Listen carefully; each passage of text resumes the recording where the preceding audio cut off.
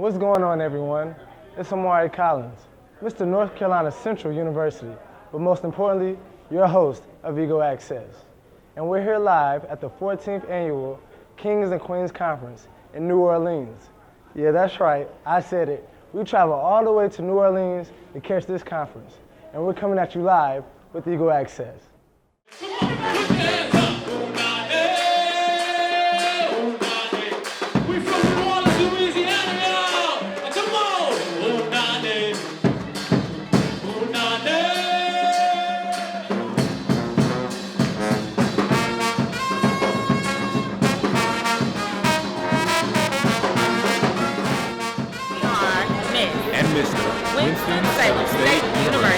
You're watching Eagle Access. It's Amari Collins here with Eagle Access, here live in New Orleans at the 14th Annual Leadership Queens and Kings Conference. I'm with the founder, Ms. Dale Williams. How are you doing? Hi, how are you doing? All is well. So, Ms. Dale, just to jump into it, what made you want to start this conference? I think because I was a HBCU queen, and I felt in some ways, although the students have voted for me, although I really wanted to be the queen in my heart, I felt in some ways I was a little ill prepared. And so after I went through the rain, there was a lot of things that I felt, had I known, I would have been just a powerhouse. So I just thought, initially people think because you're in this leadership position that you know these things, but there's just a lot of things that you just don't find out until you go through it. So I just thought it would be a great opportunity to just start it to help other queens, so to maximize their reign. So, 14 years of conference of this magnitude is a very big deal.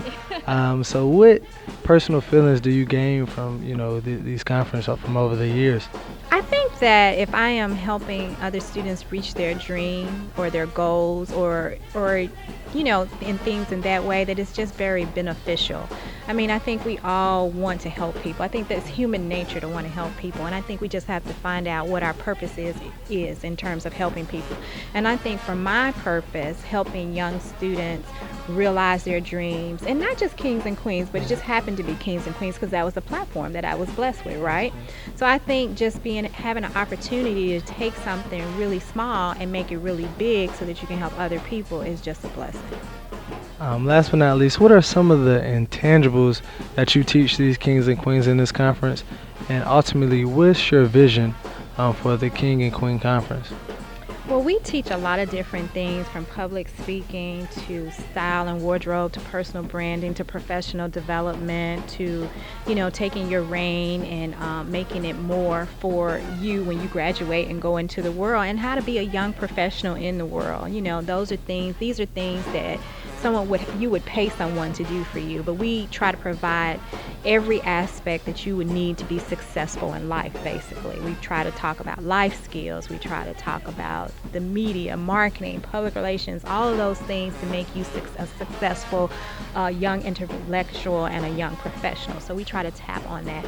And in terms of vision, what I want for the conference is I just want it to be like a one-stop shop, like you get all your needs met. Like when you come, you leave here like, oh my God, I got everything that I needed in that one setting, and I'm ready to go, and I'm charged up.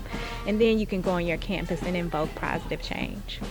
Well, thank you so much. I'm so happy to be here at this conference. I'm looking forward to all the great things in store at this conference.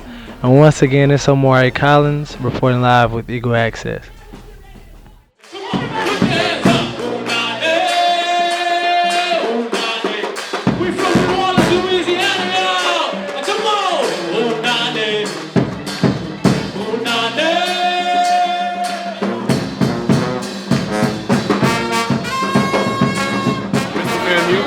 And you're watching Eagle Access.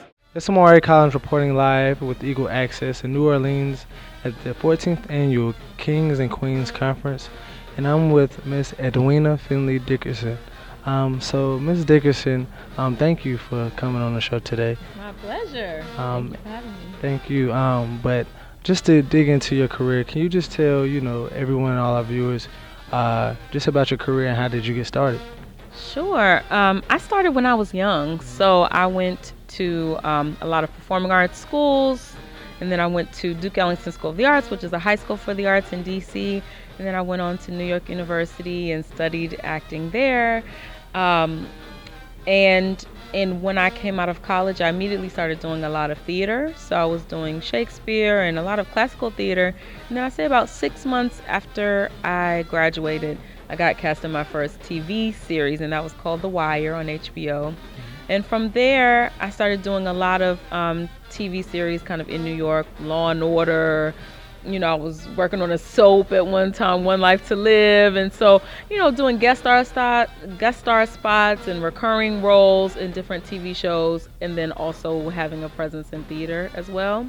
And I went back and forth between those two mediums until moving to LA in 2009, and I started working on another TV series that was on ABC at the time. It was called Brothers and Sisters. And that year I also began the show that I was doing for 4 years, which is called Treme, which was on HBO, set in New Orleans. And now I'm working with Tyler Perry on Oprah's network with the TV series called If Loving You Is Wrong. And just finished a movie with Kevin Hart and Will Ferrell, a big comedy called Get Hard, playing Kevin's wife. And I have a couple more movies coming out too.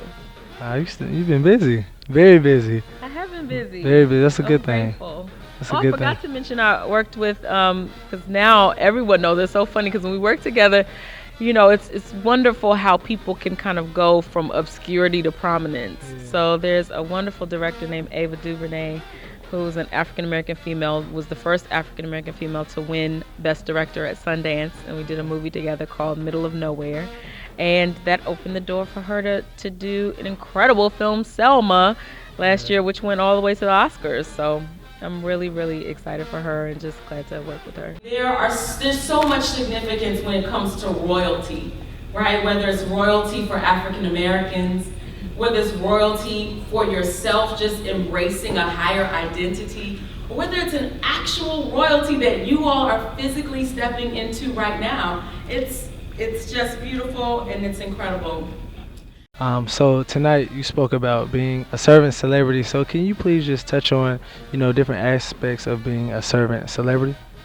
I really believe that a servant celebrity is a person who knows what their calling is, who may be called to represent a large group of people, who may be called to receive public attention, but who knows that that platform is not just for themselves. They recognize the purpose behind the platform and are really willing to go to the next level, to lead others into their greatness as well. And so I feel that celebrity sometimes can be looked at as, you know, this really untouchable, very far away thing, and a thing that's considered self-serving. And so it's just really been in my heart that we should embrace servant celebrity, which is, yes, being celebrated, but also using your platform to celebrate others. Most definitely. And the last question, one question I always ask all my guests on the show, who is Edwina Finley Dickerson? Edwina Finley Dickerson is a child of God, is a wife, is an inspiration to many, is an actress. I am royalty. I realize today, being in such a sea of incredible, royal, beautiful, gorgeous people, kings and queens and all the members of the royal court. And I'm a servant celebrity. Wow. So we have a combination of everything with you. But once again, thank you so much for doing the show. And it's Omari Collins reporting live with Eagle Access all the way from New Orleans at the Queens and Kings Conference. We are the HBCU Queens! Hi, my name is Sharon Shea. I'm so happy to be here with you guys. There's only one of two things that'll happen. Either you're gonna get off the treadmill first, or I'm gonna die, right? You're not going, like, you can be faster than me. You can be stronger, you can have, more, but you can't, this right here, you can't have more heart. So either you're gonna get off first, either you're gonna quit before I am, or I'm gonna physically, like, cripple up because I can't run anymore. But it's not gonna be because you worked harder than me and you kept going and I decided to give up and quit. And that's the type of mentality as the kings and as the queens and as the presidents and as the leaders of your campuses. That's the type of mentality you gotta go back in there with.